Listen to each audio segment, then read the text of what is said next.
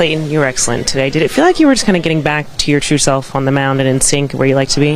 I think every start, the results haven't always been there, but I feel like there's been a little bit of progress with each one. So this was another one that I felt like my stuff was starting to trend up a little bit.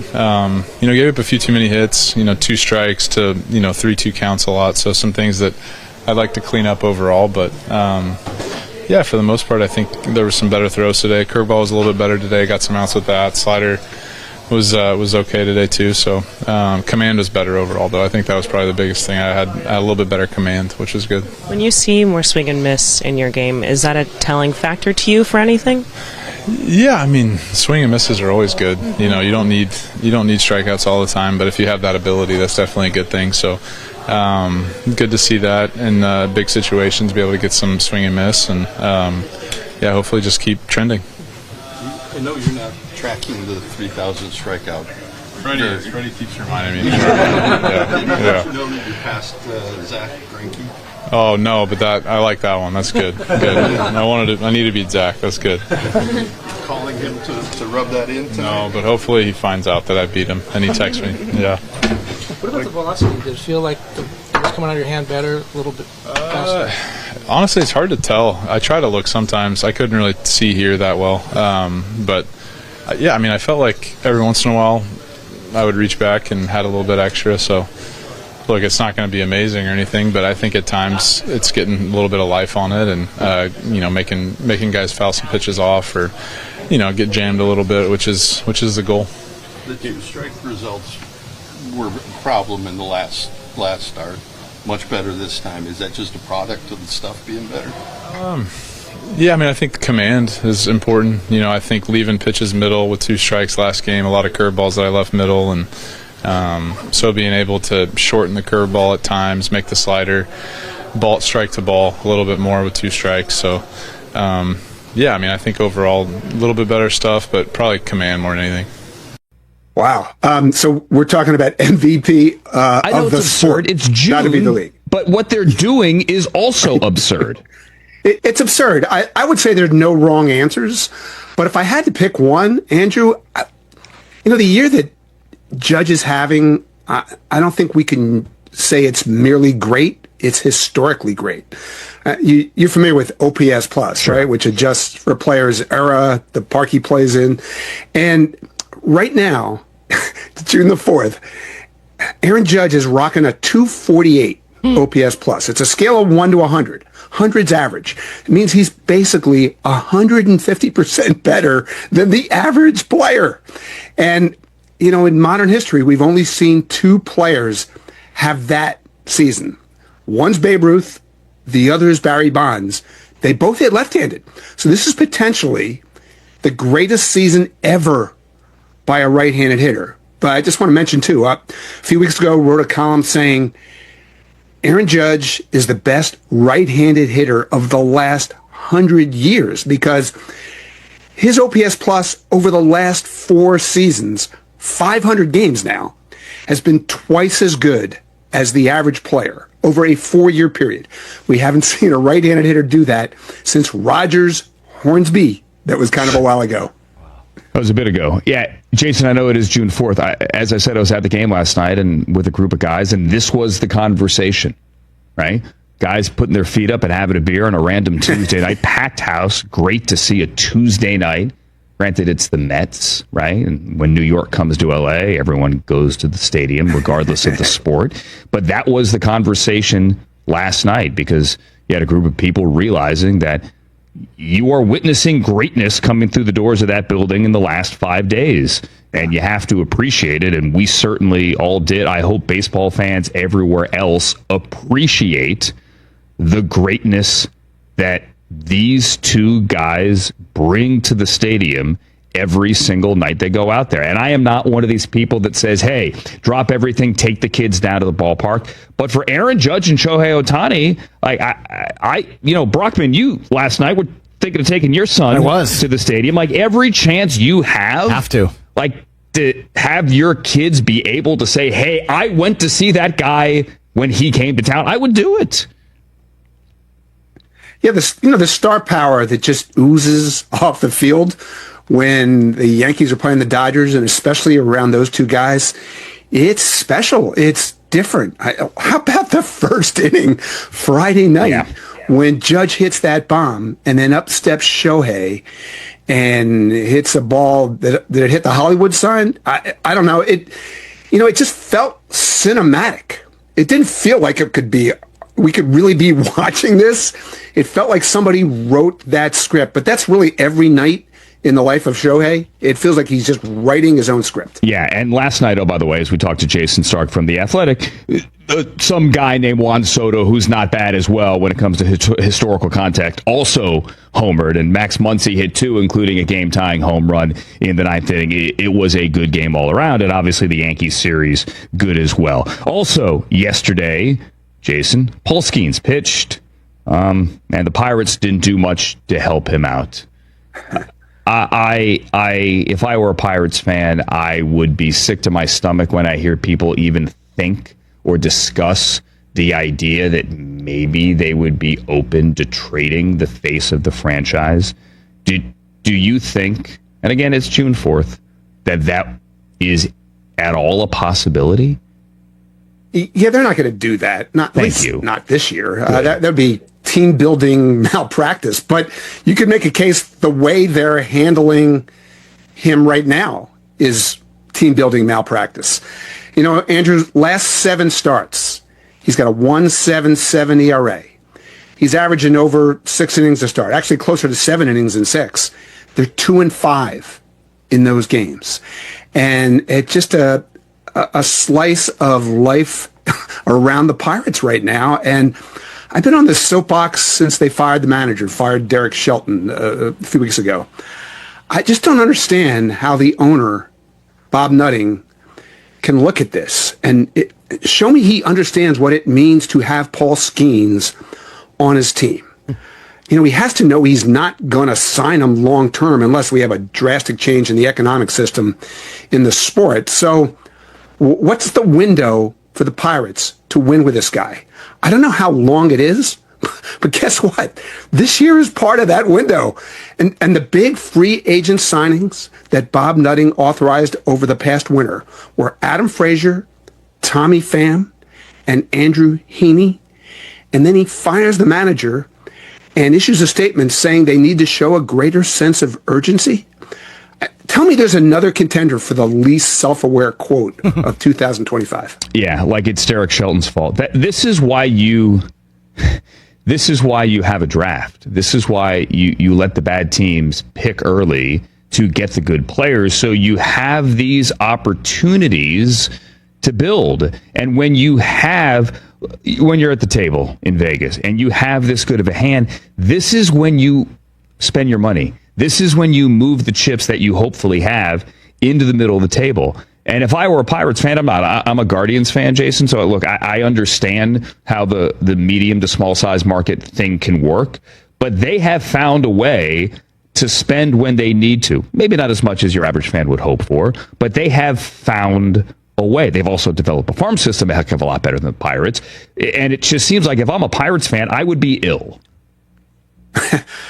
I have several friends who are big Pirates fans. Ill is probably the kindest word you could use to describe how they're feeling right now.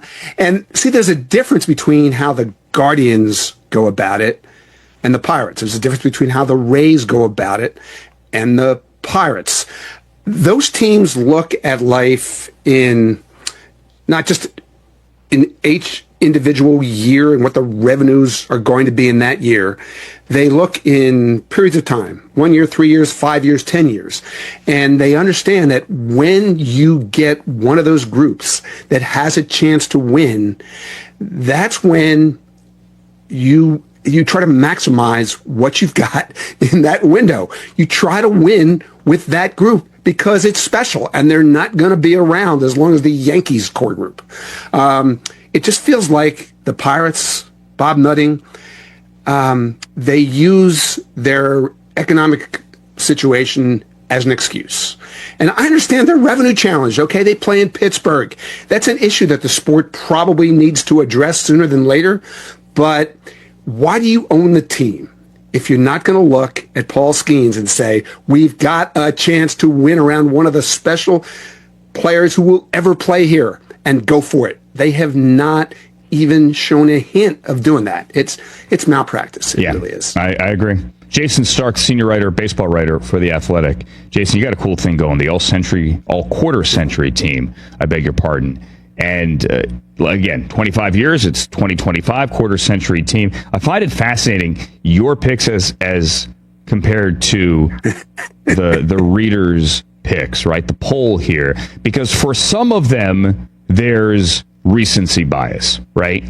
And for others, it's like, wait, what? Like, for example, you're picking right field, going back to Aaron Judge, is Aaron Judge. I am as big an Ichiro fan as there is outside of Japan and Seattle. The idea that the fans picked Ichiro over Yankee Aaron Judge is stunning to me, although it kind of warms my heart. Yeah, I was surprised that it was as close as it was. I honestly thought Ichiro would run away with this. Sometimes when you write these columns, this whole thing was my harebrained idea. It's great. I love it. Wrote a column, let people vote, let people react. It's been tremendous fun. So sometimes when you do that, you try to make a point and stimulate conversation, stimulate debate. That happened. Nobody loves Ichiro more than I do. I just felt like, as I just told you, when we watch Aaron Judge, we're watching Babe Ruth. And we should value what we're watching, even though Ichiro did it for 20 years, and got all those hits on both sides of the Pacific. I just thought that Aaron Judge was one of those players where I could jump in and say, what we're watching now trumps that. Even though he plays in New York, I didn't think it would be close. So I was at least heartened it was close. Yeah. The one that's interesting, we're getting a little down the rabbit hole here, the quarter century team Jason Stark has on The Athletic. The one that's always interesting to me is third base. And Adrian Beltre was your pick, and the readers picked Adrian Beltre as well.